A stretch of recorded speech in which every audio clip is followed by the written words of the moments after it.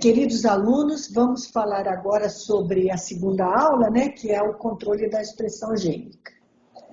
Essa aula é muito interessante, esse tema é muito interessante, eu gosto muito porque a gente sempre se pergunta por que se nós temos o mesmo DNA no núcleo de nossas células, nós temos tecidos diferentes como o osso, o músculo, o tecido hepático. Então, assim, isso acontece porque as proteínas que são expressas nos diferentes tecidos variam e dão as características daquele tecido. Então, assim, o controle da expressão gênica é muito interessante, é um tema muito bom da gente estudar, e nós vamos ter uma hora aqui para falar sobre isso, e vocês também, da mesma maneira que na aula de estrutura e replicação do DNA, vocês terão acesso a vários vídeos, o que vai enriquecer muito a compreensão sobre o assunto. Né? Então, o controle da expressão gênica, assim, ele pode se expressar em vários pontos desde a transcrição até o processamento da proteína, né? Um processo pós-traducional. Então, o primeiro ponto de regulação é o controle transcricional, ou seja, é o controle mais preciso, porque ele controla se o RNA vai ser sintetizado ou não, ou seja, se o gene será transcrito ou não. Depois disso, nós temos um segundo ponto de controle, que é o processamento do RNA. Ou seja, de que maneira esse RNA que foi transcrito vai ser processado. Então, nós vamos falar em processamento diferencial, né? Por exemplo, na produção de imunoglobulinas, uma vez que cada um de nós nasce com o mesmo genoma, morre com o mesmo genoma, mas ao longo de nossa vida nós somos capazes de produzir anticorpos diferentes. Né? Em cada época de nossa vida nós podemos estar submetidos a um corpo estranho, a um alergeno, e a gente produzir um anticorpo diferente. Né? Aí nós temos também o próprio transporte do RNA do núcleo para o citoplasma. Né? Então, ele também pode ser controlado. Nós temos no citoplasma a degradação do RNA-M, ou seja, a meia-vida do RNA-M. Alguns RNA-M duram segundos e alguns duram dias. Então, o controle de quanto tempo ele fica intacto é quanto de proteína que vai ser produzido, né? Que vai ser traduzido a partir daquela molécula do RNA-M. Né? Então, a meia-vida do RNA-M é muito importante. Além disso, mesmo depois de sintetizada a proteína, ainda nós podemos ter os controles pós-traducionais, ou seja, modificação na própria molécula da proteína, tornando-a inativa, ou menos ativa, ou mais ativa. Então, são vários os controles e tudo significa controlar, então, a quantidade, principalmente de RNA-M, ou então modificar a molécula de proteína traduzida.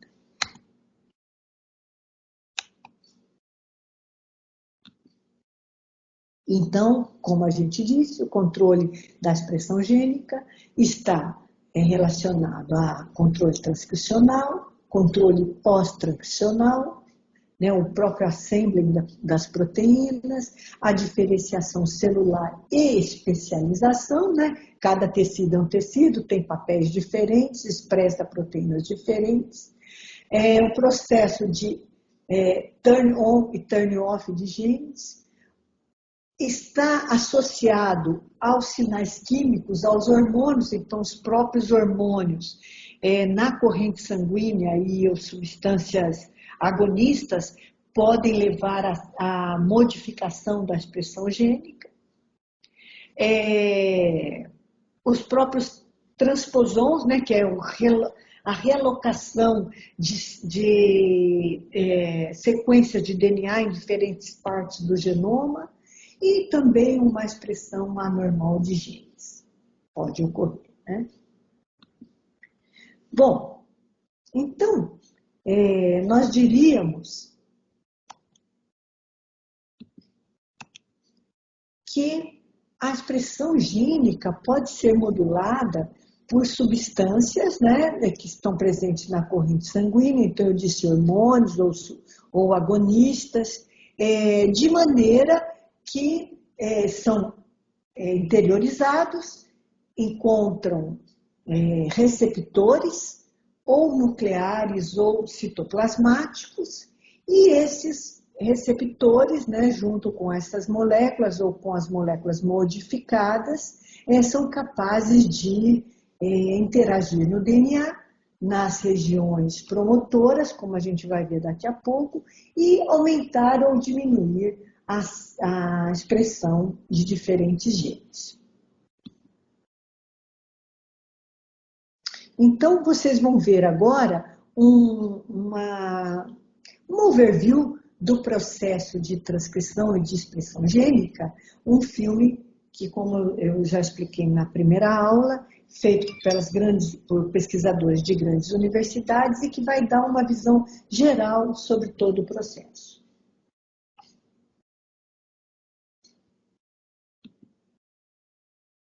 Bom, continuando, né? Então é importante também que vocês conheçam o processo de transcrição.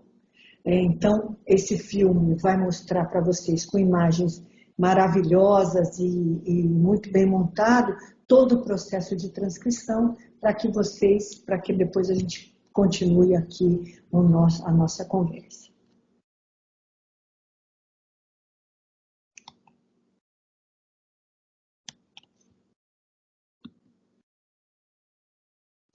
E também vocês vão entender como que os genes podem ser regulados.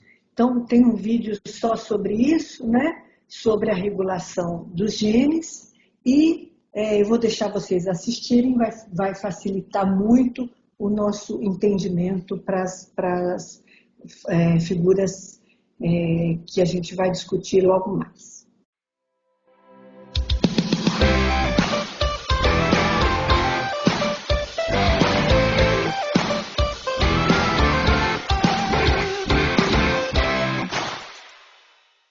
In order to properly function and survive, living things must express their genes to make protein. Some genes need to constantly express their proteins, but other proteins only need to be made some of the time.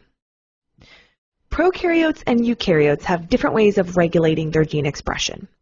Prokaryotes rely on variations in their environment to regulate their gene expression. For example, if lactose is present in the environment, it will trigger the expression of lactase so the bacteria can break down lactose. If lactose is absent, the gene is not expressed.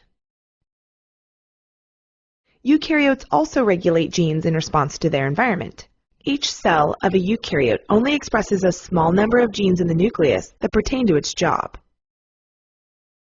Transcription factors are proteins that regulate gene expression by binding to specific sequences that are associated with the transcription initiation site.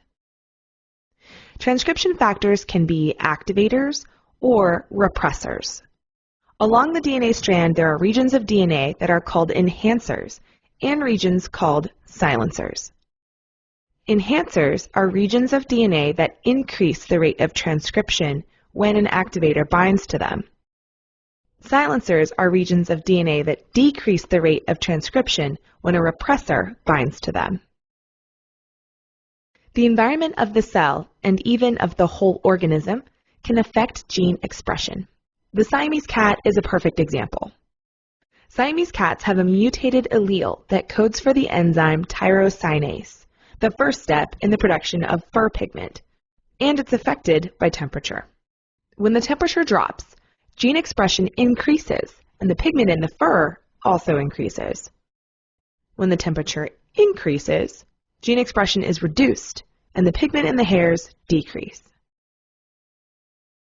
Nucleosomes also play a role in gene expression. When the tails of the histones are acetylated, the nucleosomes become less tightly packed. In this loosened form, transcription can occur, which is the first part of gene expression.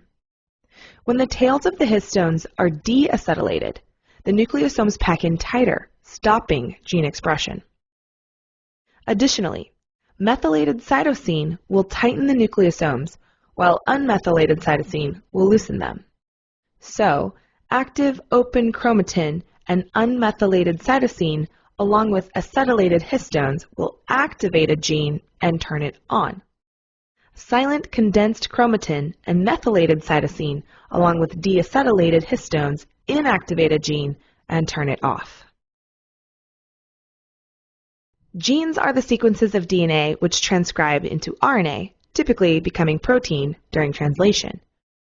Genes have three main parts: the promoter, which is the transcription initiation site, the coding sequence, which is transcribed, and the terminator is the site where transcription ends. DNA is double-stranded, but only one strand is transcribed for protein synthesis. The coding strand is called the antisense strand, and the non-coding strand is the sense strand. Transcription begins at the promoter on the antisense strand. The RNA forms in the 5' to 3' direction, reading the antisense strand in the 3' to 5' direction. RNA polymerase binds to the promoter, unzips DNA by breaking the hydrogen bonds, and covalently joins the RNA nucleotides together. Base pairing between DNA and RNA is still between C and G, A and T, but on the mRNA strand, uracil replaces thymine. When messenger RNA is formed in prokaryotes, it's immediately ready for transcription. But in eukaryotes, the mRNA is referred to as pre-mRNA and needs to be modified to become mature mRNA. Sections of the mRNA will be removed, and then the mRNA will be spliced back together to make mature mRNA. The sections that are removed are called intervening sequences, or introns, and the sections that are kept are called exons. After the introns are removed and the exons are spliced, the mRNA is mature and ready for translation into a protein. Eukaryotes can selectively remove exons of a gene to form different proteins from the same gene. This is called alternative splicing. This greatly increases the variety of proteins that can be produced. Strangely, only 1% of DNA actually codes for protein. The rest of the DNA is called non-coding DNA and used to even be called junk DNA in the past. But just because DNA doesn't code for protein doesn't mean it has no purpose. Here are 5 different uses for non-coding DNA, with the acrostic STING to help you remember them. STING stands for satellite DNA, telomeres, introns, non-coding RNA genes, and gene regulatory sequences. Satellite DNA includes tandem repeats, which are the portions used for DNA profiling. Telomeres are repetitive DNA at the ends of chromosomes that protect the chromosomes from deterioration during replication. Introns are non-coding sequences within genes. Non-coding RNA genes can form structural RNA like the tRNA molecules. And gene regulatory sequences include regions of the DNA that are used in the process of transcription, such as promoters, enhancers, and silencers.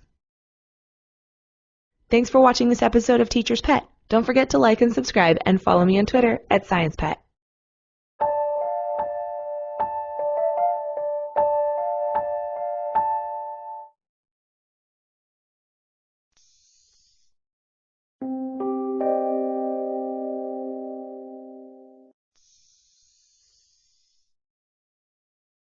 Transcription is the process of making RNA from a DNA template. Several key factors are involved in this process, including DNA, transcription factors, RNA polymerase, and ATP. Transcription begins with a strand of DNA. It is divided into several important regions. The largest of these is the transcription unit. This portion of the DNA will be used to produce RNA. Upstream of the transcription unit is the Tata box. An enhancer region may also be involved. Several complexes, known as transcription factors, are required for successful transcription. The first is TF2D, the largest of the general factors. A component of this factor, TBP, binds to the DNA using the Tata box to position TF2D near the transcription initiation site. Other transcription factors, including TF2A and TF2B, then attach.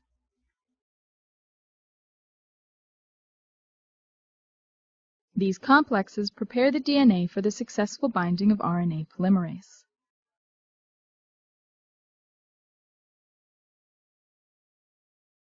Once RNA polymerase is bound, other transcription factors complete the mature transcription complex.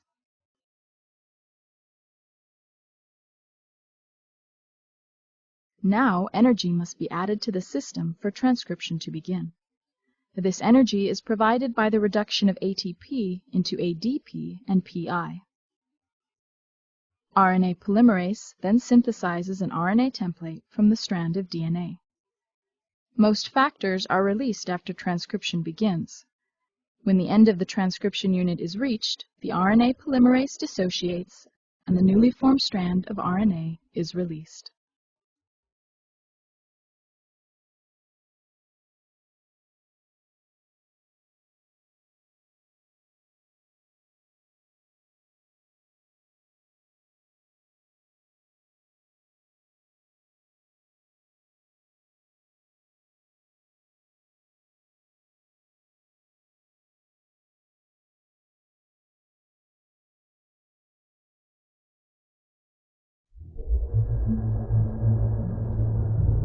By controlling which genes are active, a cell can take on special characteristics.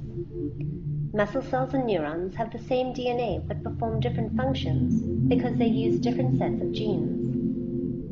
A key challenge in genetics research is to understand how transcription factors find the correct DNA sequences to control genes. In the nucleus, DNA is condensed into a DNA-protein complex called chromatin. In places where genes are being expressed, there are often zones of naked DNA. We will now explore ways that transcription factors interact with these zones. Even among scientists, a common misperception is that transcription factors fall from the sky onto the DNA and test one spot at a time. Such a process is too inefficient. Instead, the transcription factor interacts non-specifically with the DNA backbone. This allows it to efficiently search the DNA for its binding site, a DNA sequence it recognizes. The transcription factor slides along until it encounters its binding site. Then it changes conformation to interact specifically with nucleotides on the interior of the helix. Now the transcription factor can stay and interact with other proteins for transcription.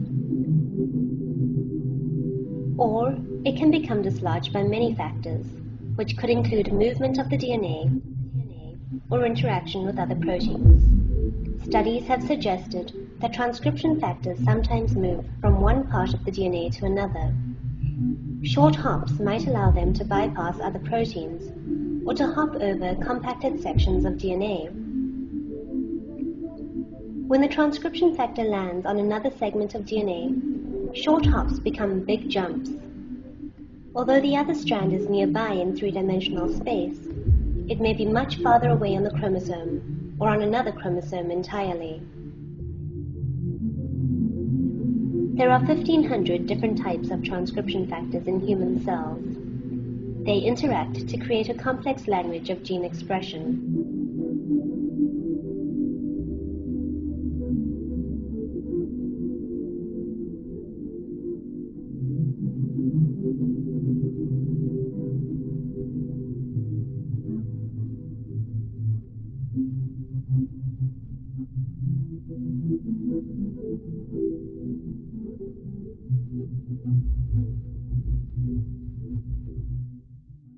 Então, a gente, quando estuda o controle da expressão gênica, nós temos que entender, diferenciar o procarioto do eucarioto. É claro que a gente, quando pensa no controle da expressão gênica, a gente pensa no humano, num organismo multicelular, mas nem sempre é isso que a gente se depara, e inclusive em processos industriais, às vezes é muito importante a gente entender a expressão de determinados genes e a produção de determinados produtos de interesse que é feito pelos micro-organismos, né? Então, há uma diferença temporal e espacial entre os eucariotos, a expressão gênica nos procariotos e nos eucariotos. Então, nos procariotos, nós não temos a carioteca, portanto, o processo de replicação, de transcrição e de tradução ocorre no mesmo compartimento e tudo simultaneamente, né? Então, não há uma separação nem temporal e nem espacial. Já nos eucariotos, pela presença da carioteca, o processo de replicação e de transcrição ocorre dentro do núcleo. Também ocorre o processamento do RNA mensageiro, né? Ou seja, primeiro é transcrito um RNA que a gente chama de primário, e depois este RNA-M ele é processado e o RNA maduro é então levado, transportado para o citoplasma, como vocês viram nos belos filmes aí anteriores, e só então ele se associa aos ribossomos e ocorre a tradução. Então, processos bastante diferentes, o que faz com que o controle da expressão gênica seja muito diferente nos dois tipos de células, procarióticas e eucarióticas. Bom, nos procariotos, em geral, o RNA-M é policistrônico, né?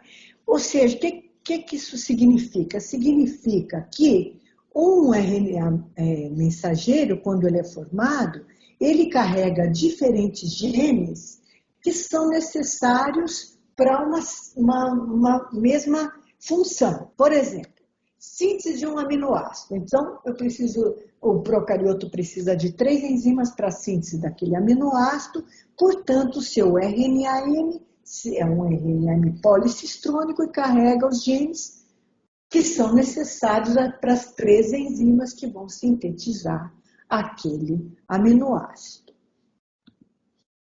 E nos procariotos, então, nós temos 2 tipos de regulação. A regulação que a gente chama de negativa e a regulação positiva.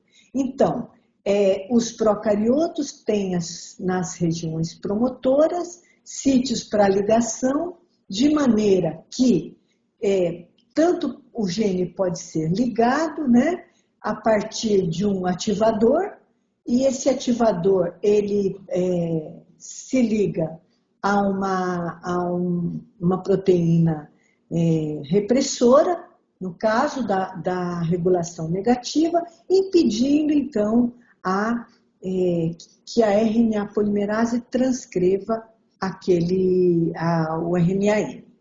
So this video we want to talk about the regulation of gene expression in prokaryotes. Genes are not always on, genes are not always being copied or transcribed at a constant rate.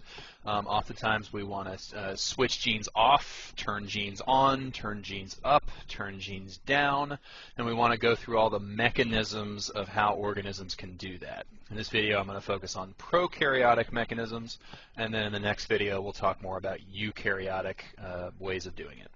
So why regulate gene expression in the first place? Well, it's really important in terms of potentially conserving resources. It would be a total waste of time spending all the ATP and nucleotides and amino acids transcribing and translating genes and building proteins that were maybe unnecessary because you already have plenty of that protein, let's say. So conserving resources, To some extent, you might want to set up gene expression to only occur in a certain environmental context. So it gives organisms much more flexibility in deciding, hey, I'm only going to start making this when I need to in the appropriate situation.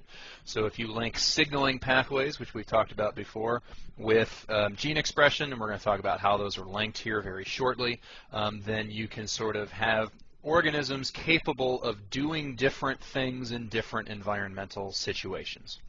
And finally, for multicellular organisms, which are going to be eukaryotes, but the broad point is still important here, regulating gene expression is important because all of a multicellular organism's somatic cells contain the same DNA code. So if you need certain cells to do specific jobs, then you're going to need to regulate expression so that certain cells express certain genes to maybe become a particular type of cell. All of the cells in our body do clearly different jobs, and so how do they accomplish that? I want to talk about the basic mechanics of regulating expression first, and we'll explore more of that question in Chapter 21. So let's talk about, for prokaryotes, the key players are these. We're going to talk about proteins, and I'm focusing on transcription factor proteins here. So we're going to talk about two basic types of transcription factors, repressor transcription factors and activator transcription factors. Those proteins often interact with different DNA regions, and we're going to talk about two broad DNA regions in prokaryotes, the promoter region, which is also, by the way, where the RNA polymerase protein wants to bind, and something called the operator region.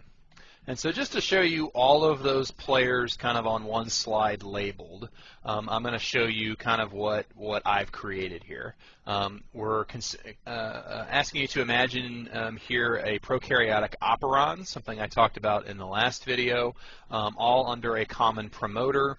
I'm finally labeling this yellow region as the operator region. We'll see that that's where the repressor transcription factor binds. Activator transcription factors instead tend to bind at the promoter region, which is also where RNA polymerase wants to go. So you can see lots of sort of indented shapes where certain things fit, and even these guys have their allosteric sites. So it looks maybe a little complicated, but we'll try and go kind of one step at a time here. You will also note that if you're following along in Chapter 18.4 that I've kind of color-coded and created shapes that are very similar to what they have in the textbook. All right, so let's just try and talk about these guys kind of very briefly before we then go into the mechanisms of how these work in real cases. So let's just imagine that maybe neither of the transcription factors are sort of associated with their DNA regions yet. What if just RNA polymerase comes in, binds at the promoter region, and transcribes the gene? What you'd get is an mRNA transcript, and I want you just to imagine that there's some kind of rate that RNA polymerase would transcribe the gene if neither of those types of transcription factors are active. So now let's talk about it with the repressor maybe doing its job. If the repressor binds at the operator region, which is where it tends to bind, why does it want to bind at the operator region? Because the operator region is in between the promoter and the gene. And the idea is the repressor wants to repress gene expression. So if it's there at the operator, in between the promoter and the genes, then when RNA polymerase binds at the promoter, it's going to like run into the repressor protein, and it's going to fall off. And importantly, no mRNAs are going to be produced. Gene expression has been repressed. As it turns out, activator transcription factors bind at the promoter region. So let's say that this guy comes over and binds at the promoter region. What activators can do is somehow sort of recruit RNA polymerases to come more often. And so they have a more kind of an easier time binding to the promoter region. They'll transcribe the gene more often, and you'll get more mRNAs produced than you would without the activator being there. Activators encourage transcription, repressors block transcription. Okay? And so what we want to do now is kind of apply those concepts to real-world contexts. Let's talk about real prokaryotic genes. And broadly, what we want to do in this video is we want to talk about different strategies. And I'm kind of breaking them into two broad strategies, and we're going to talk more about the first one, but we'll talk about the second one as well. So there's definitely something that cells want to do, and we term it negative gene regulation. And I'm going to talk about that first. And that's really controlling whether the gene is on or off to begin with. Negative gene regulation is sort of like negative feedback. If the gene's on and then we suddenly want to turn it off, that's like negative feedback. We're going to call that a repressible system. We want to repress something if maybe it's active, and then we work to repress it and turn it off. Sometimes genes are sort of by default on until we repress it. And then there's another type of system called an inducible system. And the idea is exactly the opposite. Maybe by default it's off until we want to induce expression by removing the repressor, as it turns out, and turning expression on. So both of these are going to involve just the repressor type transcription factor. And then I'll talk more about positive gene regulation in just a minute. As just a preview of that, positive gene regulation, we're assuming gene expression is already on, perhaps. Positive gene regulation is more a sense of how much transcription do we want to take place. We can turn gene transcription up if we say want to really prioritize making a certain mRNA or protein, or we could also turn expression down. And that's going to involve activator type transcription factors. So let's start with negative gene regulation, and let's also start with kind of the first conversation within that. Let's start with repressible type expression regulation. The word repress you've probably heard before. If you want to like repress your feelings, you're sort of turning them off, or you're not showing them. So what we're really talking about with a gene, a repressible type gene system, is we want the expression normally to be on until we want to repress it and turn it off. As it turns out, what we're going to see, kind of the idea here, is that oftentimes the end product created by the proteins that we're expressing by copying these genes, that end product itself is often what activates the repressor transcription factor to actually turn gene expression off. So let me show you that in terms of pretty pictures. I created these all by myself, by the way. So let's say that in a repressible system, what we're saying is by default, expression is on. Let me give you a real-life example from your book. These operons are extremely famous because they were kind of the first examples showing the regulation of gene expression. In my opinion, a little bit over-covered on the AP test, but that's why I'm definitely going to talk about them. So what's called the tryptophan operon. Tryptophan is oftentimes an amino acid that prokaryotes kind of have to make from other amino acids. So they have sort of enzymes in this pathway that through a series of steps can convert another amino acid into tryptophan. And since tryptophan is sort of really important in the construction of other proteins, this is something that we usually want to have on in terms of gene expression. We pretty much want to have a constant supply of enzyme proteins that can help make tryptophan. So by default, expression is on. By default, the repressor is off the operator region. And so RNA polymerase is able to come in. Oh, I forgot. Let me go back. The repressor is off. And how is the repressor off? Because as it turns out, its active shape is currently inactive. So my cheesy way of showing that is I'm going to make my little triangle region disappear. So effectively what this is it's sort of like the inactive form of the repressor protein, the repressor transcription factor.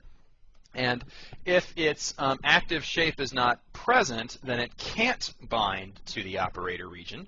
And so RNA polymerase is able to come into the region, bind at the promoter, transcribe the gene, and create mRNAs that are then translated into proteins. By default, we want this expression to be on because we need a pretty constant supply of these enzymes to make what is almost always needed. Okay, so when would be a good time to shut expression off? Well, perhaps a great time to turn expression off is when the tryptophan product that these enzymes are trying to make is already present in a fairly large amount. So let's say that there's lots of this tryptophan product around. That would be the best time to turn gene expression off. So how do we accomplish that? Well, the tryptophan itself can bind at the allosteric site of these repressor transcription factors. Remember, we talked before about what binding at the allosteric site does. It changes the shape of the protein that it binds to. So maybe in this case it changes its shape to, oh my gosh, look, now that triangle shape is ready to go. Now that repressor is active, and so it will go and bind at the operator region successfully now. And now, when RNA polymerase tries to come in, it binds at the promoter, it hits the repressor, it falls off, the genes are no longer transcribed. Okay? What's the idea here? Hey, we really don't need these genes to be transcribed. We don't need more of these enzymes because these enzymes help make tryptophan. And look, we already got plenty of tryptophan. It's almost as if we're telling the RNA polymerase, go transcribe something else that's a priority. We really don't want to waste resources making this. Okay? We've repressed the system. Again, my summary, a repressible system is one that you perhaps want on by default, oftentimes because the proteins are very helpful in a general context. What can shut them off? End product accumulation is typically what does that. Good. So we've repressed expression. Now we're ready to move on to a different type of negative regulation involving repressors. Sometimes systems are just the opposite. Sometimes we don't want them on until we want to turn them off. Sometimes we maybe want to leave expression off until a very particular time when we want to turn expression on. And this is called inducing expression.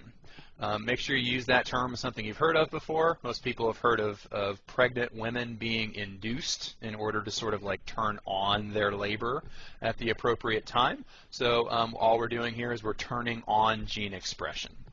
As we're going to see, oftentimes this is for the case where maybe bacteria don't need this protein all the time. They only need it in very particular situations.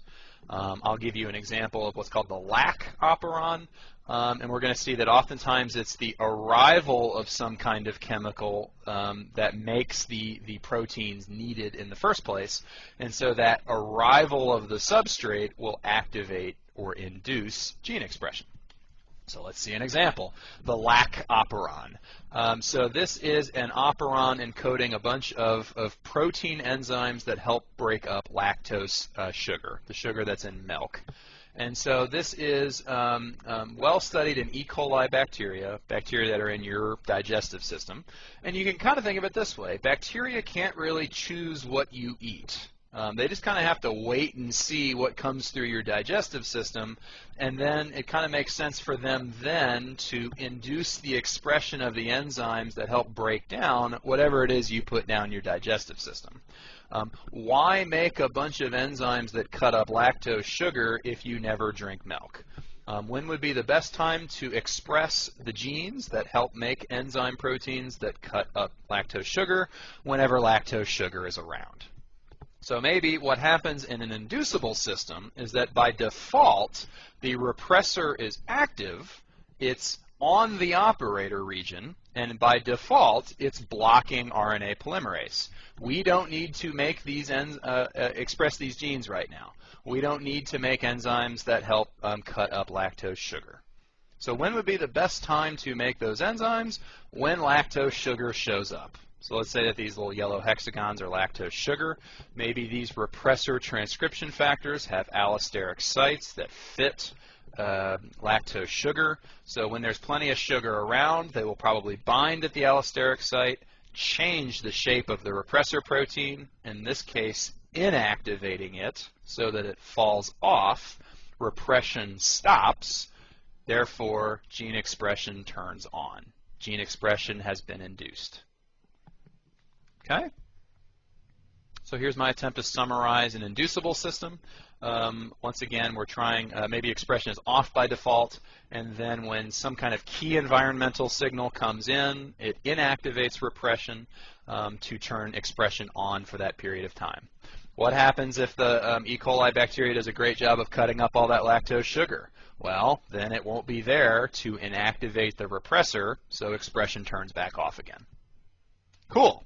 So we just talked about two styles of what I called negative gene regulation, controlling when expression is on or off, and that involved repressors.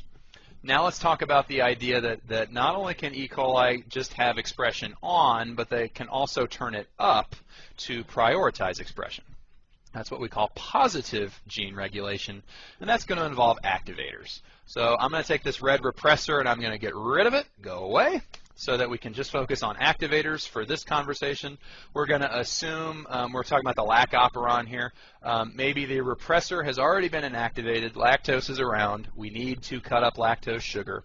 And not only that, but maybe we really want to prioritize it. So maybe just by default, with the repressor off, there's some level of transcription, some amount of mRNAs being made, but maybe there are times in the history of a cell's life that it would really want to make a lot of those enzymes. When would be a great time to potentially make lots of lactose hydrolyzing enzymes? Maybe if a cell is desperate for energy, right? The whole purpose of cutting up sugars is to release energy in cellular respiration. So maybe there would be a time where not only is a cell have access to lactose, let's say, but it's also sort of starving for energy. What that might do is that might trigger certain signaling pathways. That might release some kind of second messenger molecule. Your book talks about what that is for the lac operon. As it turns out, it's a molecule called cyclic AMP. I really don't care about that name. But basically, some kind of signaling pathway gets activated, and maybe the job of that signaling pathway is ultimately to bind to the allosteric site of transcription factors, cause them to change shape, in such a way that now they can go bind to their region of DNA code. Different transcription factors bind to different operator or promoter regions. As it turns out, activator transcription factors bind to promoter regions to encourage RNA polymerase binding and to basically cause the transcription rate to be much higher. Let's make lots of mRNAs. Let's really prioritize this particular gene's transcription. So our summary so far: without activators, expression would be there, but maybe at a lower rate. With activators, expression would be higher. And what is the whole point of this? Cells can maybe prioritize not only what genes are on, but maybe how often genes are transcribed. Okay? So I hope you kind of, from this video, you at least appreciate the big picture of why it's important to regulate the expression of genes. And we talked about kind of two broad mechanisms, whether it's on or off with repressor-type transcription factors, and whether it's really, really, really expressed a lot or not so much with activator-type transcription factors. Nós temos diferenças entre o ciclo o início da transcrição em procariotos e eucariotos.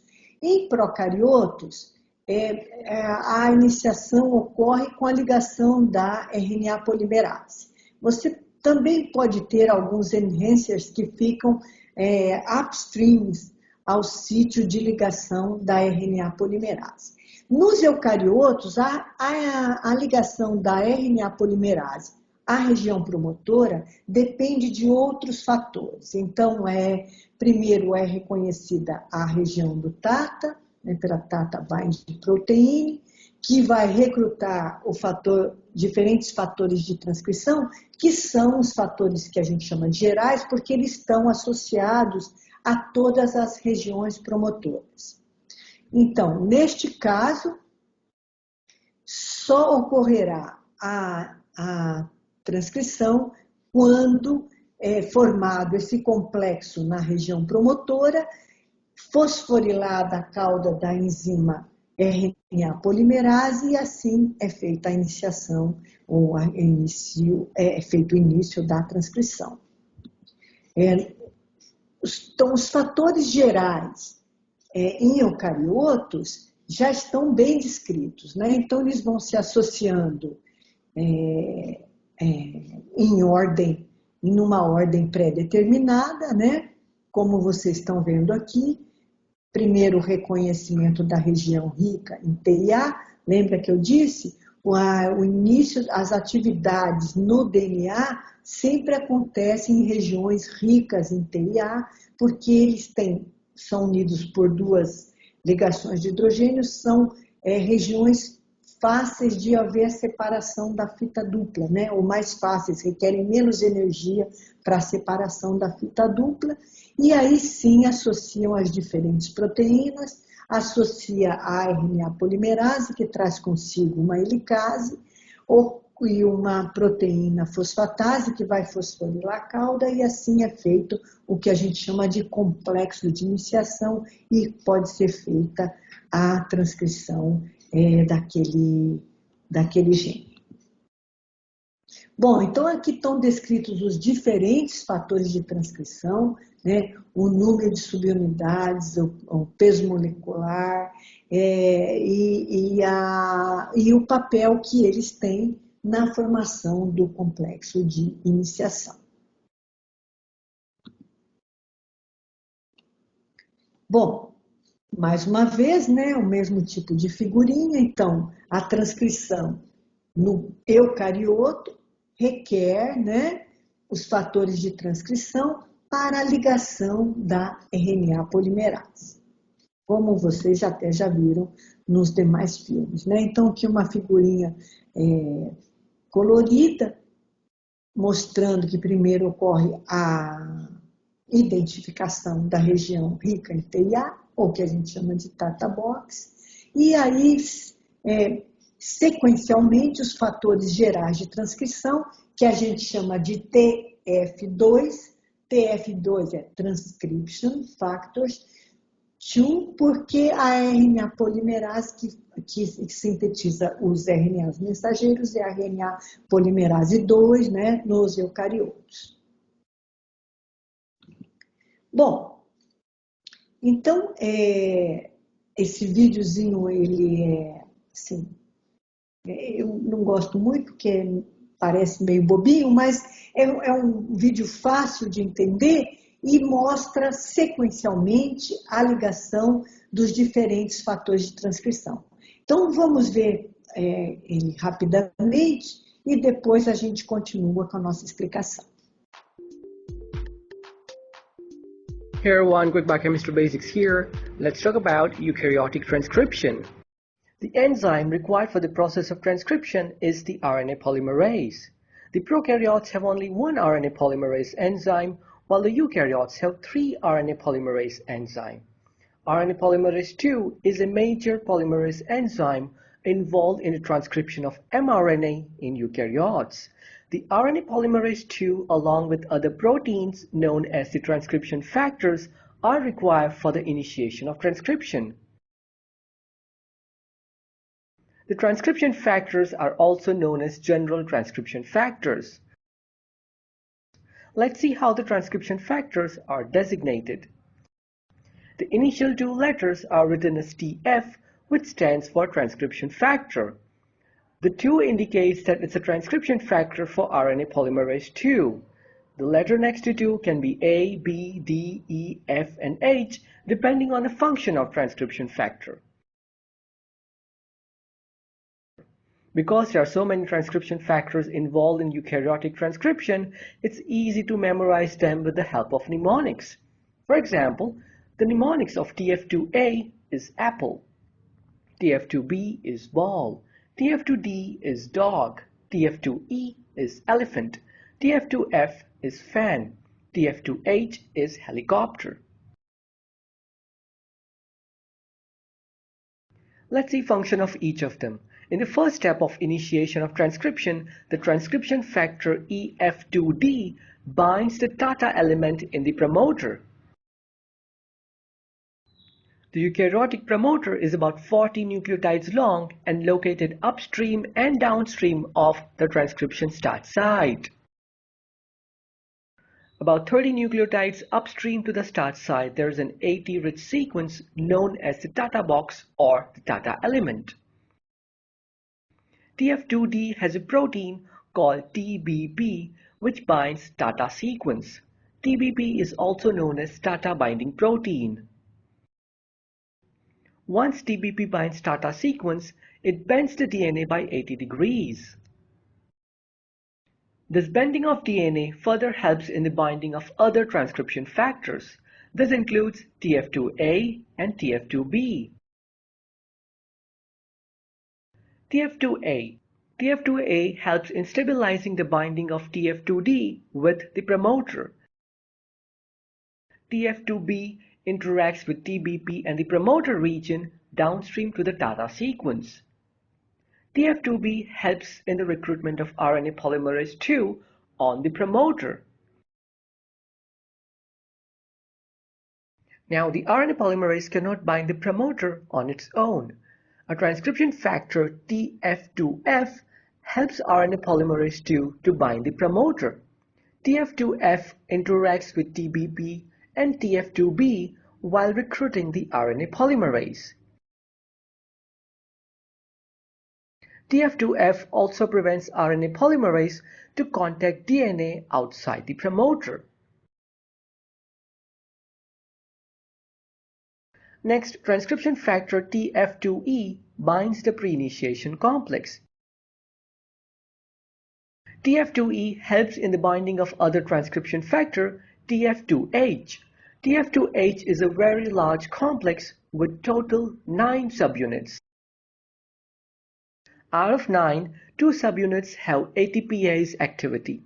Using energy from ATP, it acts like a helicase and melts the promoter. And this finally causes transition from pre-initiation complex to open complex. The remaining 7 subunits of TF2H has a kinase activity. This kinase activity phosphorylates the C-terminal domain or the tail of RNA polymerase II, leading to promoter escape and transcription elongation.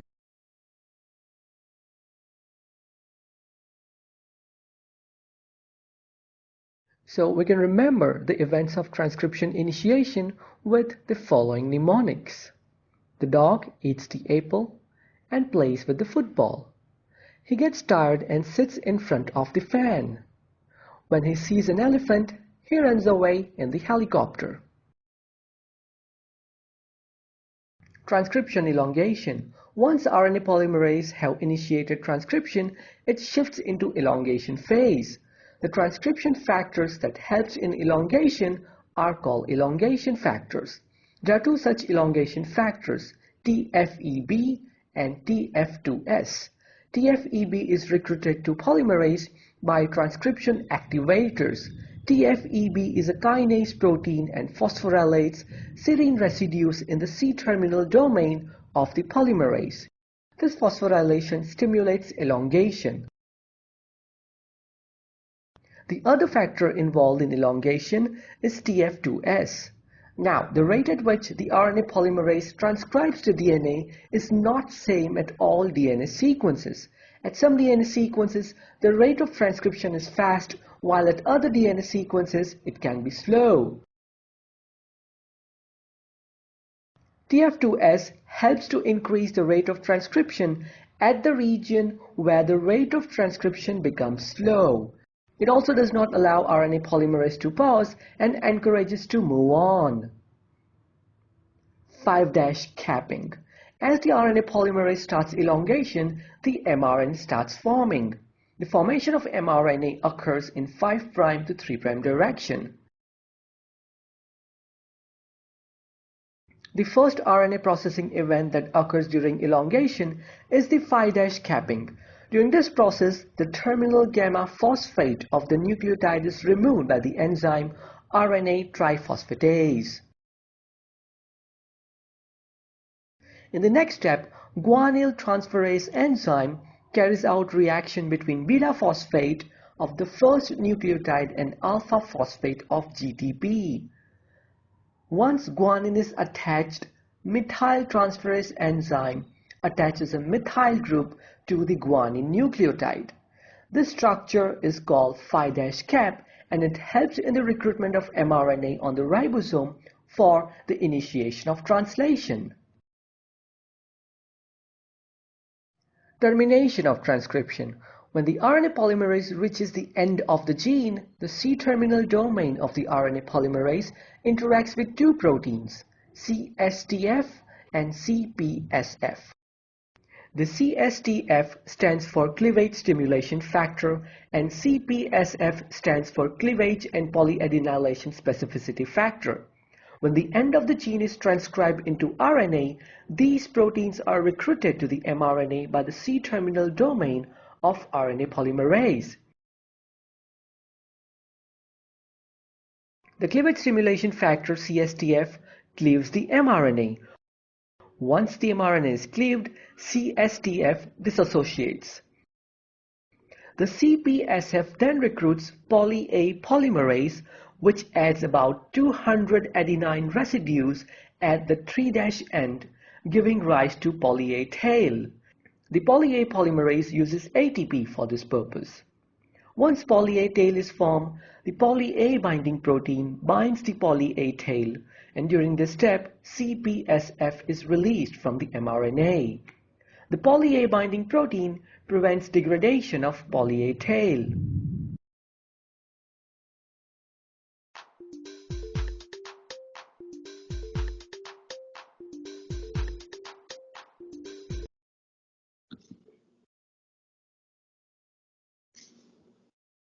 Bom, então assim, a complexidade da transcrição no eucarioto pode ser resumida nesta figura, onde, primeiro, diferentes hormônios podem impactar a expressão dos genes dentro da célula, né? Além disso, ocorre todo o processamento, né, a vida média do RNA mensageiro também pode ser modificada, a própria síntese dos fatores de transcrição específicos, né, não aqueles gerais, mas os específicos, pode ser modificada, ou seja, maior ou menor síntese, maior ou menor ativação por fosforilação, por ligação com um outro partner, ou desacoplamento de outro partner, né? Então, existe uma série de mecanismos de controle da expressão nos eucariotos. Então, desculpa, vamos ver o filme. Então, a regulação eucariótica, né? A expressão de genes, como que a expressão de genes é regulada no eucarioto. So in this video, we're going to talk about how eukaryotes regulate gene expression. This is a companion video to my other video that talked more about prokaryotic mechanisms. I'm going to try and emphasize some additional things that eukaryotes have to control how often genes are expressed and ultimately how much protein is made. So we're going to see that transcription factor proteins are involved just as they are with prokaryotes. There tends to be a higher diversity of transcription factors that interact with each other in eukaryotic systems. I'm also going to briefly talk about how there are additional regulatory DNA regions in eukaryotic gene regulation, so we'll talk about them briefly. I want to talk about histones and how they can play a role independent of that of transcription factors in controlling access to genes. And then I briefly want to just talk about this kind of special mechanism called RNA interference. This is actually not trying to regulate the beginning process of how much transcription takes place. RNA interference is actually little RNAs that can block messenger RNAs from being translated. So maybe there are already transcripts out there, but we want to block ribosomes from wasting amino acids and actually building a protein, so we can actually interfere with translation. Okay, so let's talk about transcriptional regulation first in eukaryotes. There are some differences between prokaryotes and eukaryotes when it comes, again, to the diversity of different types of transcription factors. I'm not going to talk about that so much here. What I'm really going to focus on is the differences in regulatory DNA regions. Here's the prokaryotic system I had from the last video. Notice that in the eukaryotic system, I'm not showing a cluster of genes because remember that eukaryotic genes tend not to be clustered in operon regions like they are in prokaryotes. So in the eukaryotic system, I'm still showing a promoter region. There still is something like that where RNA polymerase wants to come in and bind in order to transcribe the gene. And there could still be transcription factor proteins in eukaryotes eukaryotes that want to bind near the promoter region to kind of influence how RNA polymerase can come in. What makes eukaryotes more complex is they might have additional DNA regulatory regions that are actually far away from the promoter in the gene in the actual DNA code. So what I'm really trying to show here is this is just sort of unrelated DNA code right here that sort of could be thousands of bases away. These regulatory regions here from the actual promoter and that's next to the gene. So we have kind of different names for what these regulatory regions might be depending on what type of transcription factors bind to them.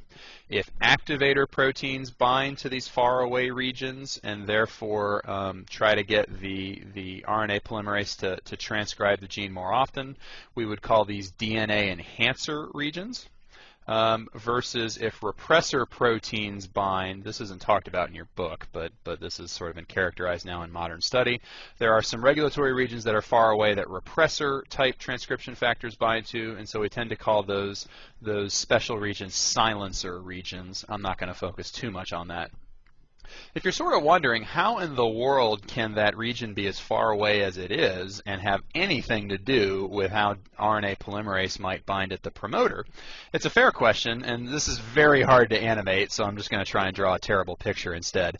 The idea, and this is shown in your textbook, the idea is that there might be this whole complex of proteins that kind of temporarily bend the DNA and sort of bring these enhancer or silencer regions closer to the promoter regions. And so maybe when the transcription factors bind at, say, the enhancer region, let's say that this is an activator type transcription factor, so we would call the DNA region again an enhancer region. Then when the DNA bends and some kind of protein might be sitting here to help stabilize it in that temporarily bent shape, now the transcription factor is pretty close to the promoter region and it might be able to do whatever it does in terms of promoting RNA polymerase to come in and transcribe the gene. So there's just this whole complex of transcription factors that might bind at various regions in order to ultimately fine-tune control how often a gene is transcribed, if indeed it is at all. Great. So let's also talk about a completely independent system of those transcription factors. There's really a whole other system that eukaryotes can use to control transcription rate, and that's by using histones, histone proteins, and their ability to pack and unpack regions of DNA. And so all I want to emphasize, I think I might have said this in the other video that I made, but basically chemical tags can be added to these histone proteins. I'm not going to emphasize them in my course, but two groups of molecules that are of interest to us currently are methyl groups, and they don't mention it here, but acetyl groups as well.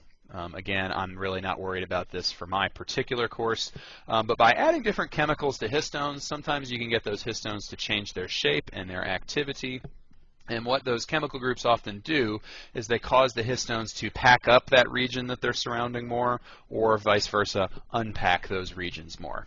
And why is that really important? Because that's going to affect RNA polymerase's ability to come in and transcribe at all.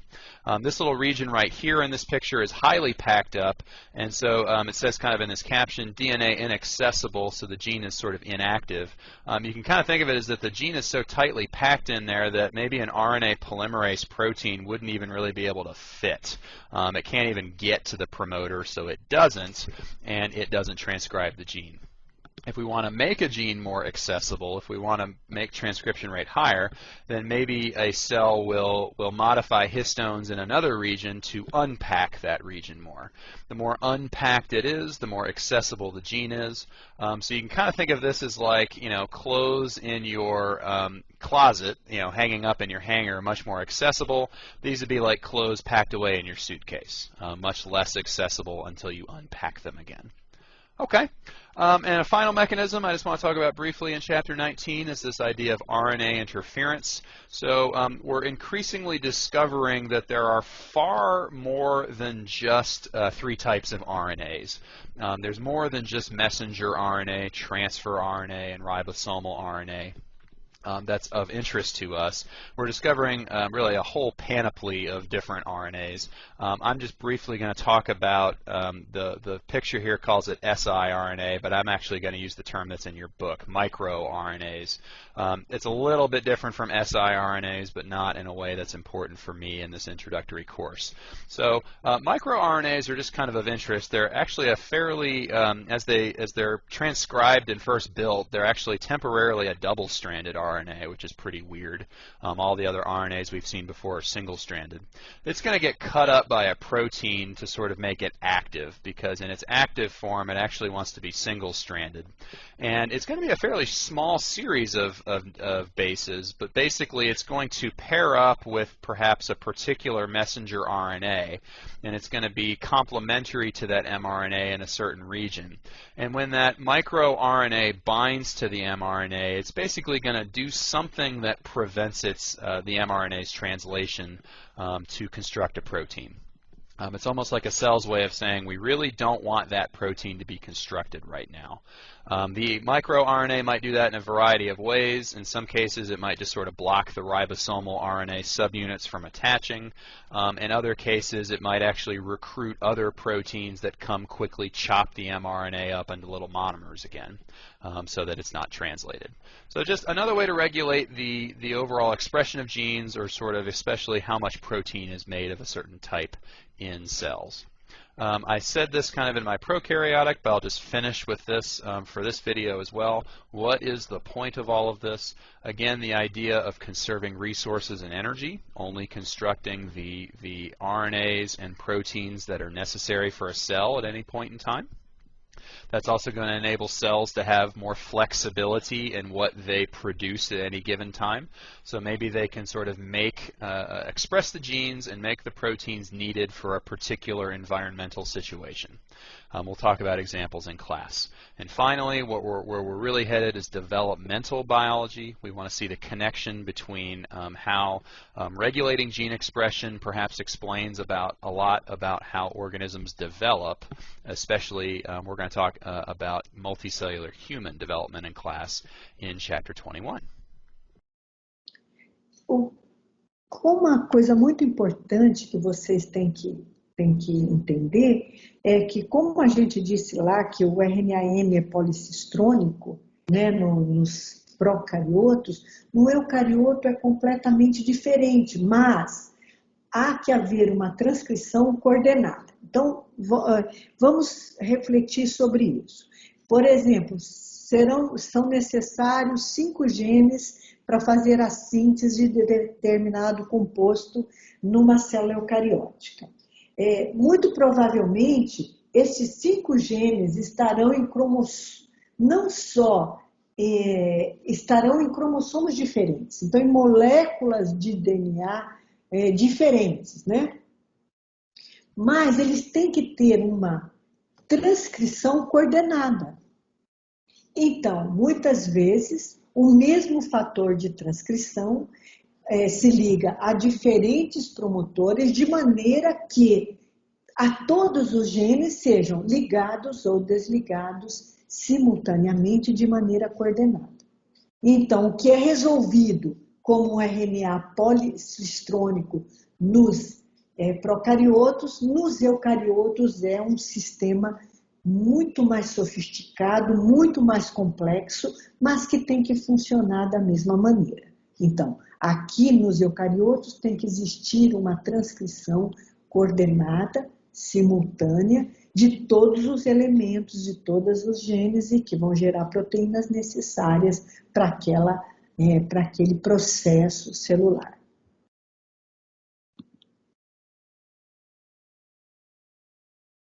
Então, além dos fatores de transcrição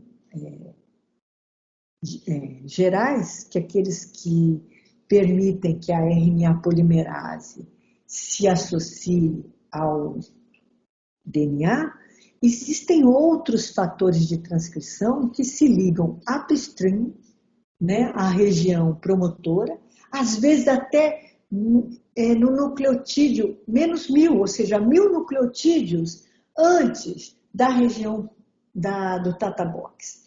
E mas eles estabilizam outras proteínas que interagem com sítios específicos no DNA, fazendo com que a RNA polimerase, a ligação da RNA polimerase nesta região promotora, seja estabilizada, ou seja, é o que a gente chama de um promotor forte. O que é um promotor forte? Aquele promotor que vai ser transcrito, né?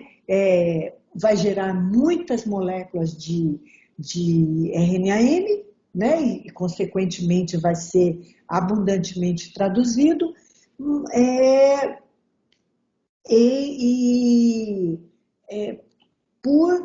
Por quê? Porque a RNA polimerase vai se ligar fortemente à região promotora, auxiliada não só pelos fatores de transcrição gerais, pelos TF2, assim como outras proteínas diferentes que se ligam em regiões até distantes, mas que, de alguma maneira, estabilizam a interação da RNA polimerase ao sítio promotor. Então, esta figurinha, ela é bem simples, mas ela define bem o que eu estou explicando. Então, por exemplo, aqui você tem a RNA polimerase ligada no Tata Box, né? Ou seja, este é o complexo de iniciação, RNA polimerase e os fatores os TF2, né? Então, altamente estabilizada, e diferentes proteínas ligadas em sequências upstream à região promotora, à região do Tata Box, mas de tal maneira interagindo com esses fatores de transcrição, aumentando, então, a estabilidade da RNA polimerase, o que a gente definiria como um promotor forte, né? Ou seja, de grande, que vai levar a grande expressão daquele genoma. Muitas moléculas de RNA-M serão formadas e depois traduzidas. Bom, outra coisa que a gente tem que explicar durante o processo de controle da expressão gênica é que a gente mostrei para vocês na aula 1, a estrutura do nucleossomo, né? Então, vocês imaginam que naquela situação é muito difícil, num DNA todo compactado, haver síntese de RNA-M, ou seja, o DNA ele tem que ser exposto, ele tem que ser, as duas fitas têm que ser separadas, né? Então, para isso, é necessário que haja um desenovelamento local. Então, vocês também viram isso no filme, ocorre uma dissociação dos nucleossomos e uma exposição das regiões promotoras para que ocorra a expressão daquele gene, né? Então, é uma maneira também de controlar a iniciação da transcrição. Então, aqui vocês estão vendo os nucleossomos, ou seja, DNA altamente compactado, com as histonas, impossível que a RNA polimerase tenha acesso a esse sistema, e depois, com a ligação de marcação, né, de acetilação de alguns sítios, né, ocorre a exposição de sequências de DNA, permitindo, então, a interação com a RNA polimerase e a transcrição do gene. É importante também a gente entender, como eu mostrei lá naquela figurinha, que a região promotora de um gene eucariótico, ele tem upstream, né, quer dizer, do nucleotídeo -1 para trás, né, o nucleotídeo onde começa a transcrição, a gente chama de nucleotídeo +1. Então, upstream, -1 para até -1000, pode ter várias sequências que serão reconhecidas para os diferentes promotores, né? Então, por exemplo, no promotor da enzima COX-2, né, aquela proteína importante que forma as prostaglandinas, né, envolvidas lá nos processos inflamatórios. Se vocês olharem, olha a quantidade de fatores de transcrição, ou seja, de proteínas que se associam a regiões upstreams, a região promotora, de maneira a auxiliar a RNA polimerase, né, na sua ligação com a sequência de DNA. É por isso que, por exemplo, quando um processo inflamatório, ele leva muito tempo para ser resolvido. Todo mundo sabe disso, né? Por quê? Porque esses fatores de transcrição levam uma transcrição bastante interessante desses fatores pró-inflamatórios, né? Num promotor muito forte, regulado por diferentes fatores de transcrição. Bom, então, o gene eucariótico, né? Como a gente disse, ele é complexo. O RNA formado no núcleo, né? Ele é o RNA primário. Ele tem diferentes sequências que ele vai ser processado, né? Então, o processamento do RNA-M eucariótico constitui-se da ligação do cap na posição 5' da cauda poliar na região 3', na extremidade 3' e da excisão dos introns, né? Então, tudo isso tem motivo. O motivo, o cap é para mostrar que o RNA-M está íntegro na região 5'. Na verdade, o cap é uma cis-7-metilguanosina, né? Que é enzimaticamente incluída na sequência do RNA-M. E na posição 3' ocorre a síntese da cauda poliar e essa cauda poliar está ligada com a meia-vida do RNA-M. Então, quanto maior a cauda poliar, maior o tempo em que esse RNA-M permanecerá dentro da célula. Por que isso? Porque as nucleases vão degradando a partir da região 3', né? E quanto maior a cauda, então, mais protegido vai ficar a região contendo os exons, né? Então, depois tem todo o processamento para a remoção dos introns, que são necessários quando a gente faz clonagem de um gene de procarioto em eucarioto. Nós temos que inserir introns, senão ele não é processado dentro da célula eucariótica, né? Então, isso faz parte do processamento e da suitability, ou seja, de dizer que aquele RNA-M está pronto para ser traduzido, né, para a síntese de proteínas. Portanto, é necessário, os introns têm um papel fundamental.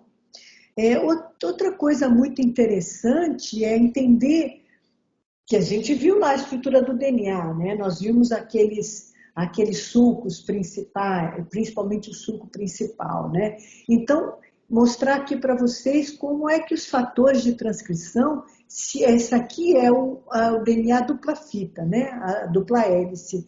E isso é um fator de transcrição, parte, né, da molécula do fator de transcrição, associado ao DNA dupla fita, né? Ou seja, de maneira a modificar a expressão, ou seja, a transcrição, a produção de RNA-M.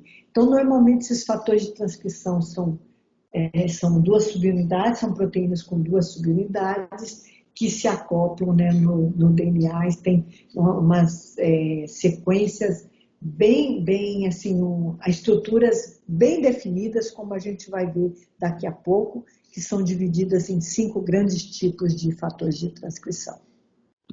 Bom, então tá aí, né? Esse aí é o TATA, a proteína TATA, né? Que reconhece a região rica em TIA, é a primeira que se associa no DNA, aqui é a dupla fita, né? Então, essa é uma imagem que a gente fica, a gente tem que imaginar a proteína acoplada lá na molécula do DNA, para recrutar os demais fatores de transcrição e depois a RNA polimerase 2.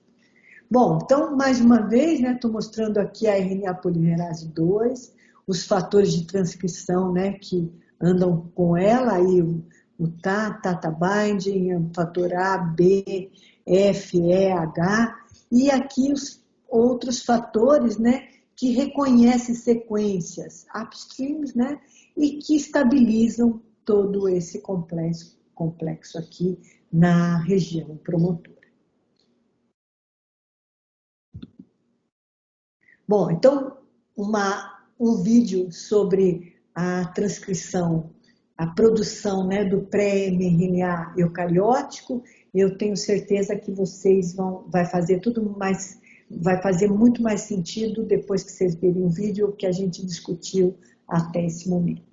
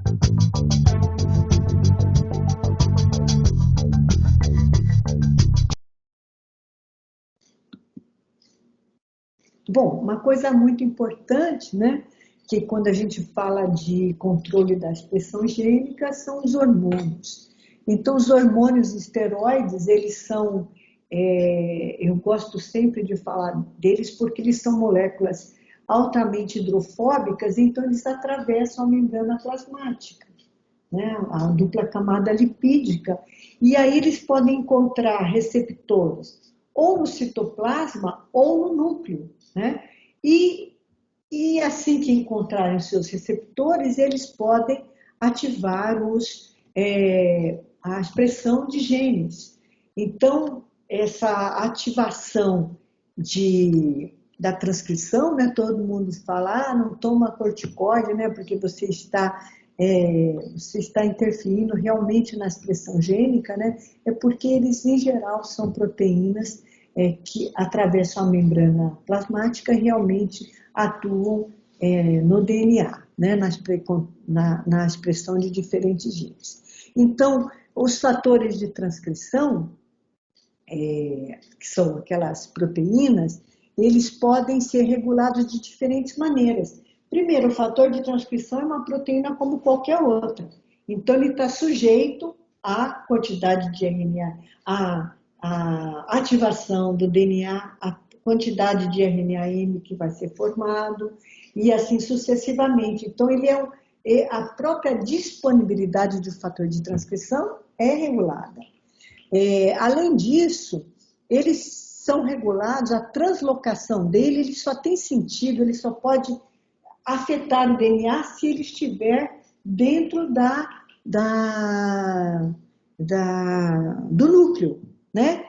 E para isso, então, ele precisa ser transferido muitas vezes do citoplasma para o núcleo. Então,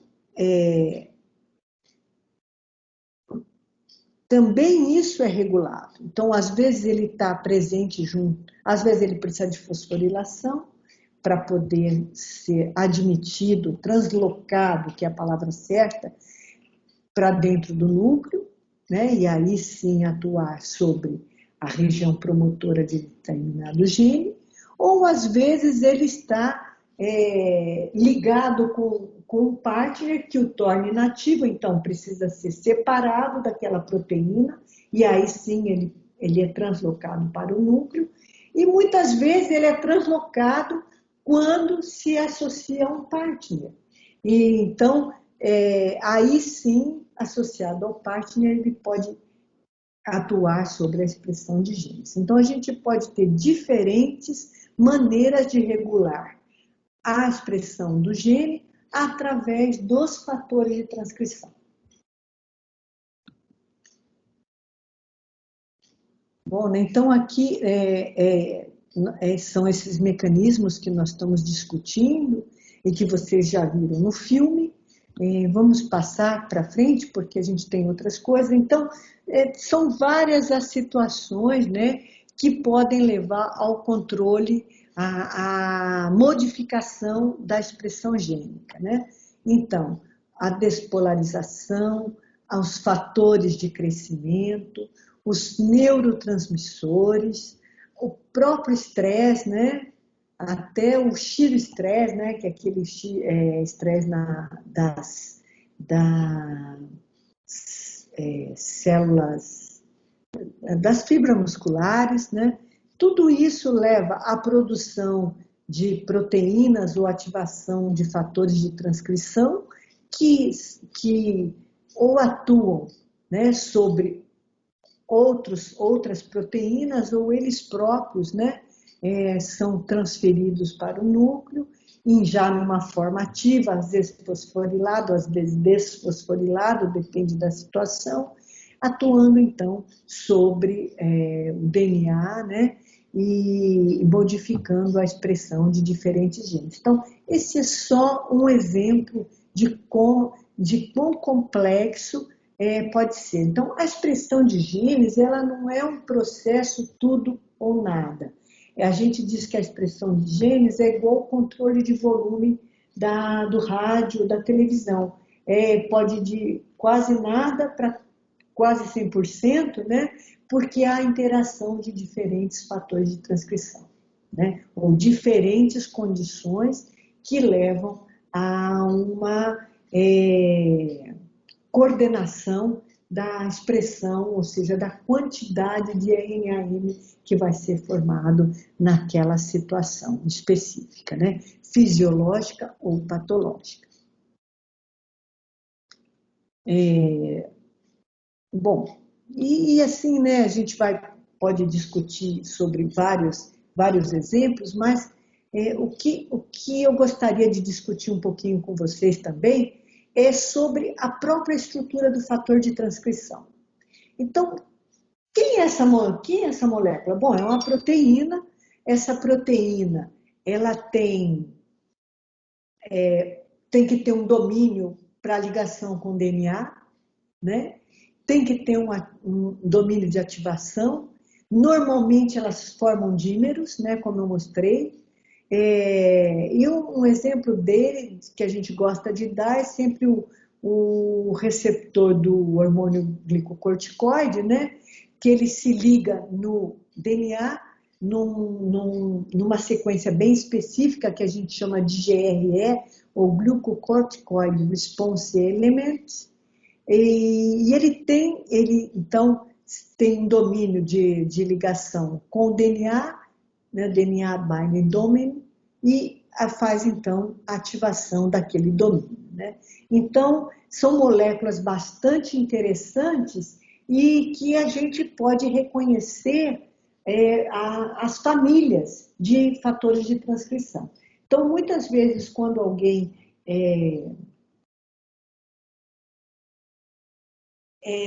se depara com uma proteína que ainda não está bem descrita, a primeira coisa que a gente faz é ver se ela tem semelhança com os demais fatores de transcrição, né? Para ver se é um fator de transcrição, uma vez que ela ainda não está descrita como uma proteína estrutural, nem nada disso, nem metabólica, então a gente vê se ela seria um fator de transcrição. Bom, então, um filmezinho sobre os fatores de transcrição, onde vocês, como eu digo, né, um filme vale mais do que 1000 palavras, 10.000 palavras, 100.000 palavras. Então, deixo com vocês esse pequeno vídeo sobre os fatores de transcrição.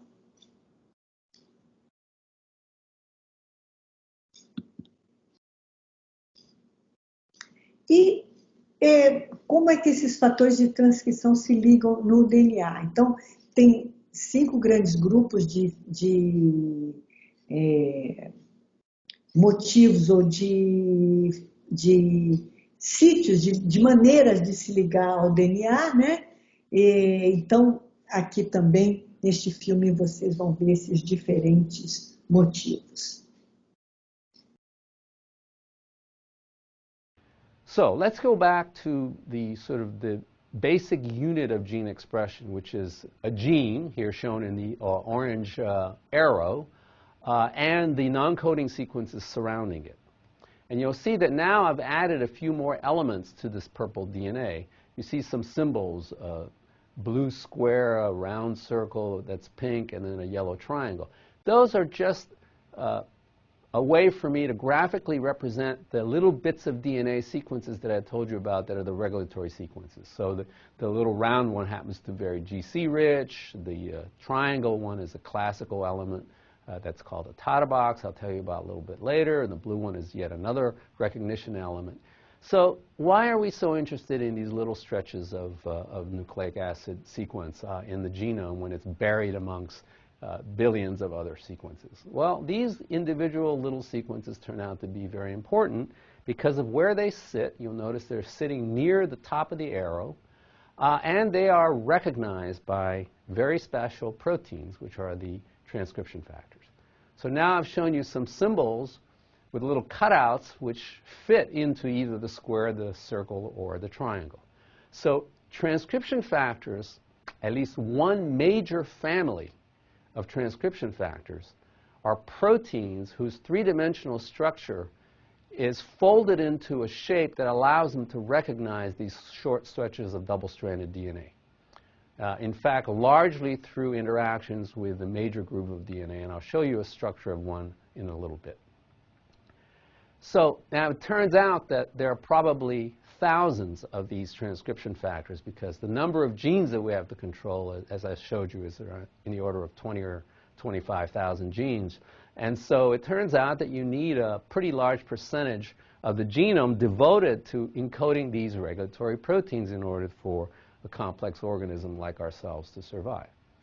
Then the other component of this, let's call it the transcriptional apparatus, is of course the enzyme that catalyzes RNA. And I already told you that this enzyme on its own can't tell the difference between random DNA sequence and a gene or a promoter. These other sequence-specific DNA binding proteins are the ones that must recruit or otherwise direct RNA polymerase to essentially land on the right place and at the right time in the genome to turn on a certain subset of genes that are specifically required in a specialized cell type, whatever cell you happen to be looking at. So that is kind of the first level of complexity of sort of informational interactions between the transcription factors and the more ubiquitous and I would call it promiscuous RNA polymerase II enzyme. Well, as it turns out, it took several decades to work out most, if not all, of the components of this so-called transcriptional machinery. And it turns out in this slide I'm showing you, things are already starting to get more complicated. So not only do you have RNA polymerase, but you have a bunch of other proteins that go by names like TF2A, B, D, E, H, F, and so forth. So it looks like there are going to be many, many proteins that are necessary to form the transcriptional apparatus. And then on top of that, you need sequence-specific DNA binding proteins, which I already described to you, to further inform or otherwise regulate the process of when a particular RNA polymerase molecule should be binding to a particular gene. We know that in order for transcription to start, we need the minimal requirement of general transcription factors and RNA polymerase. Apart from general transcription factor, there are other transcription factors known as specialized transcription factor, which binds to specific regions on the DNA and recruits activator or repressor and thereby regulating the transcription. Now, how a transcription factor binds to the DNA is a question of interest. It turns out that in transcription factor, there are specific DNA binding motifs which ensures the specificity of that specialized transcription factor to bind in a sequence-specific manner and thereby activating or repressing transcription. In this video, we would get an overview of several DNA binding motifs used by the transcription factors to bind to the DNA. First, we would talk about helix-turn helix motif or HTH motif. Now, HTH motif has two alpha helix followed by a beta turn, and it binds to the major groove of the DNA. And HTH motif is roughly 20 to 25 amino acid long. Now, HTH motif binds to the major groove of the DNA through various interactions like hydrogen bond, Van der Waals interaction, etc. So the residues that are exposed in the major group from the HTH protein is actually binding to the specific bases in the DNA. Now, for example, there are specific groups out of the HTH motif, for example, tryptophan or lysine that interacts with the bases, aromatic bases in the DNA. Lambda repressor, which is important for lytic and lysogenic switch in case of bacteriophage, is also having the same DNA binding motif, that means the HTH motif. So that's why HTH motif's function is pretty much conserved from bacteria to human. For example, another important classes of transcription factors known as homeodomain containing transcription factors, which are highly conserved with the 60 amino acids and are encoded by a 180 base pair long DNA segment termed as homeobox, have also this similar kind of structure, that means helix-turn helix. but instead of 2 helix, it has 3 helix. And this helix-turn-helix containing homeodomain containing transcription factors are very important for segment polarity and patterning of both from a fly to a mammalian embryo. Another important DNA binding motif is helix-loop-helix. As the name suggests, there are 2 helix and connected by a loop. Now, these helix-loop-helix containing transcription factor could form homodimer or heterodimer. In this example, it has been shown that they are forming a heterodimer. Now, there are leucine zipper motifs, which are also very important DNA binding proteins, and it comprises of B-zip family. Now, B-zip domains having 60 to 80 amino acids. Now, the leucine zipper has 2 broad structural importance. One is at the end of it, it has multiple leucine residues which are interacting with each other by hydrophobic interaction, and the region that interacts with the DNA's major groove has several protrusions. It has a arginine residue which protrudes out from the leucine zipper and interacts with the guanine residue of the DNA. And this specific interaction determines that whether these leucine zippers would bind to the specific sequences on the DNA, specific regulatory elements of the DNA. Now, the example of this leucine zipper is FOS or Jun. FOS and Jun are the end transcription factors activated by the MAP kinase signaling pathway. FOS has leucine zipper motif. Not only FOS, Jun, CEBP all has this same leucine zipper DNA binding motif, and thereby they interact to specific AP1 family of transcription binding region. Now, another important motif is the zinc finger motif. Zinc finger motif, as the name suggests, it has one or more than one zinc ion coordinated by several aromatic groups protruding out of these multiple alpha helix and beta turns. So these also bind to the major groove of the DNA, and the specific amino acids which are protruding out of these helices or beta-plated sheets, they interact with the DNA. They interact with the specific bases of the DNA and ensures that the specificity of binding is maintained. The example of these zinc finger are steroid receptors and thyroid hormone receptors. Thyroid hormone receptor is it's a nuclear receptor. That means it's present in the nucleus. Once thyroid binds, it activates or represses transcription by interaction with coactivator and co-repressor. Now, this thyroid hormone receptor has zinc finger as DNA binding motif, and this zinc finger has specific 2-cysteine and 2-histidine residues that interacts with specific region of the DNA known as thyroid response element, and the specificity of the binding is ensured by specific amino acids protruding out of the zinc finger, and thereby the zinc finger containing thyroid receptor, which is a nuclear transcription factor, can bind to the thyroid responsive element and give rise to transcription. So that was an overview of all the DNA binding motifs and the most common DNA binding motifs. If you like my video, give it a quick thumbs up. Don't forget to like, share and subscribe. In my another video, I would describe all these DNA binding motifs individually in lot more details. So stay tuned. Thank you. O ziperdileucina, né? Bastante interessante, que ele tem, chama de ziperdileucina porque na verdade ele forma uma estrutura como se tivesse abraçando mesmo, feito um zíper, né? O DNA, né? Aquela região, aquele domínio naquela região que a gente chama de domínio de ligação.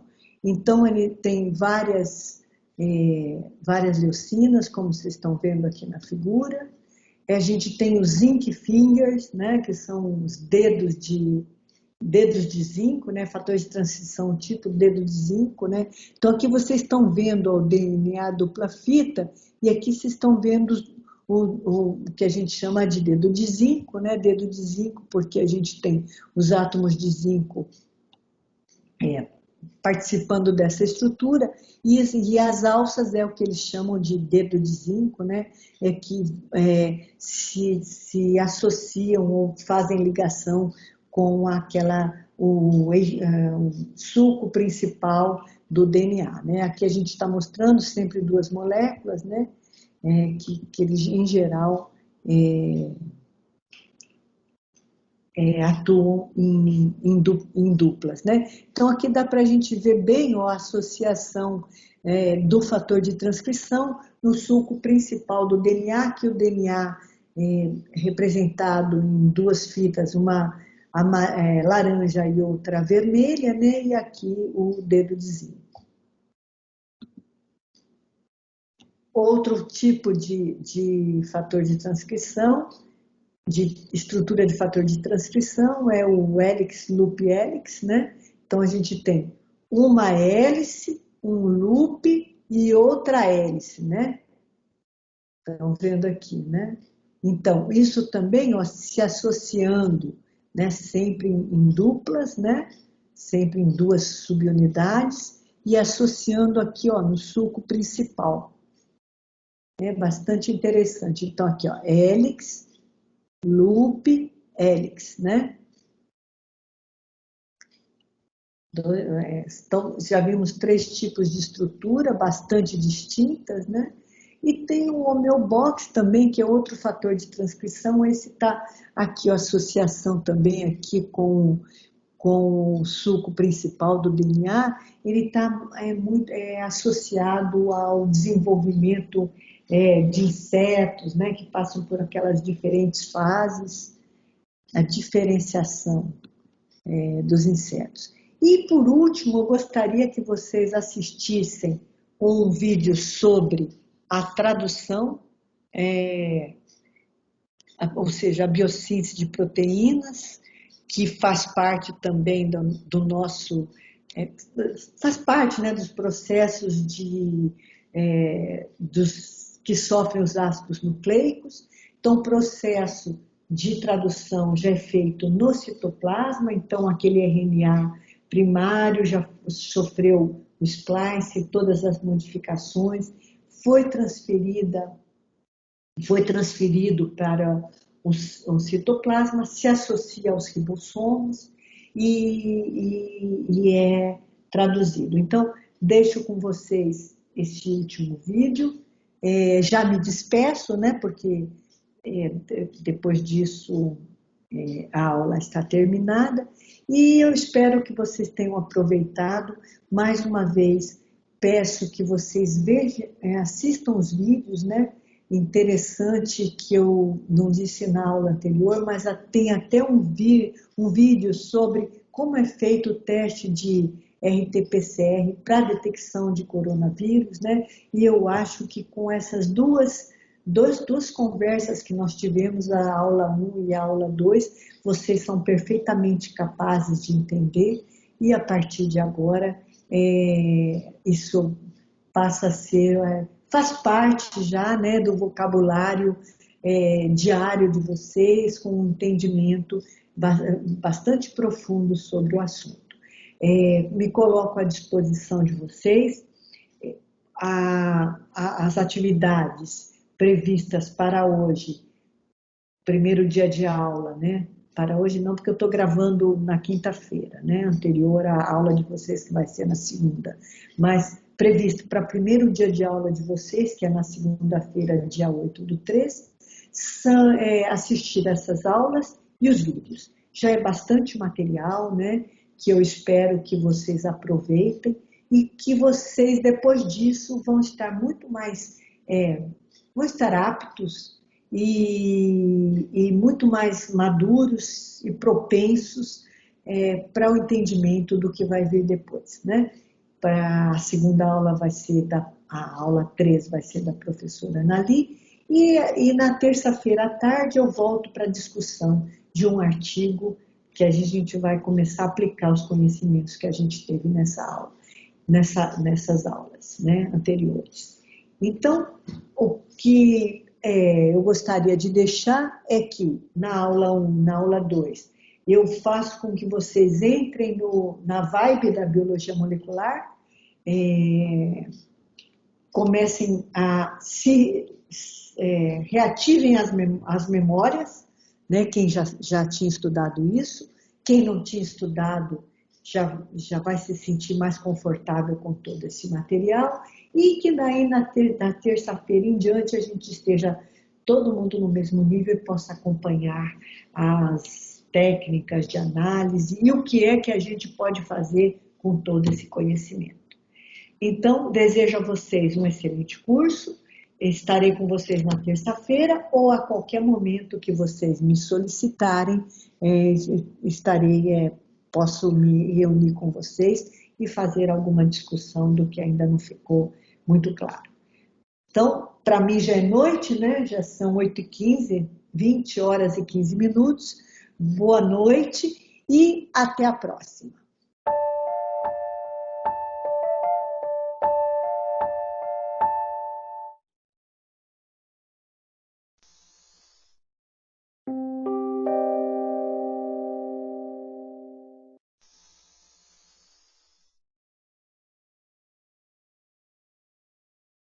Translation is the synthesis of a protein from an mRNA template.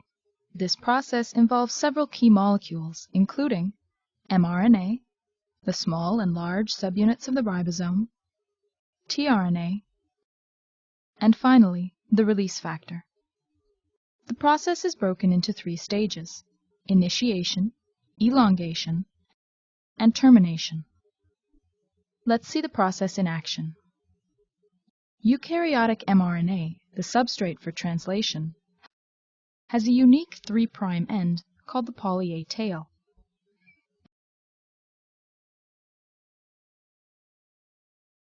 mRNA also contains codons that will encode for specific amino acids. A methylated cap is found at the 5' end. Translation initiation begins when the small subunit of the ribosome attaches to the cap and moves to the translation initiation site. tRNA is another key molecule. It contains an anticodon that is complementary to the mRNA codon to which it binds. The first mRNA codon is typically AUG. Attached to the end of the tRNA is the corresponding amino acid. Methionine corresponds to the AUG codon. The large subunit of the ribosome now binds to create the peptidyl, or P site, and the aminoacyl, or A site. The first tRNA occupies the P site. The second tRNA enters the A site and is complementary to the second mRNA codon. The methionine is then transferred to the A site amino acid, the first tRNA exits, the ribosome moves along the mRNA, and the next tRNA enters.